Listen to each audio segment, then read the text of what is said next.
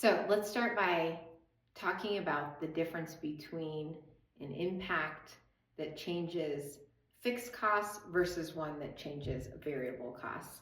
So changes in fixed costs are costs that do not vary with the quantity that you produce in the marketplace. So we can think of these as flat taxes, business licenses, um, property or land that we might purchase, warehouses that we might purchase. Once you purchase that warehouse or that land, you can produce 2 units or 4,000 units, and that cost does not vary with the quantity produced.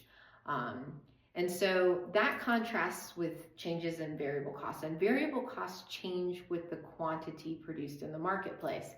So these are costs that will typically grow as we produce more. So you can think of those as labor expenses. If I want to sell more units, I need more laborers. You can think of this as seed costs for farmers.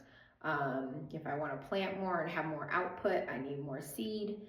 You can think of this as material costs for retail production, for clothing, say. And these kinds of costs do increase as we sell more. Sales taxes go into this category. If we sell more, we owe Uncle Sam a larger check. And so the outcome for changes in fixed costs are that we do not get changes in marginal costs, no change in average variable costs, but average cost does change. The profit does change, because if we now face a business license fee of $1,000 a year, we're less profitable by $1,000. What we don't do is change our production levels based on changes in fixed costs. So if all of a sudden you owe a business license fee, if you are going to participate in the markets, once you pay that, it's sunk whether or not you produce 0 or 1,000, and so you forget about it when you're considering the marginal cost versus the marginal benefit of production. This contrasts with changes in variable costs, where we do change marginal costs, we do change average variable costs.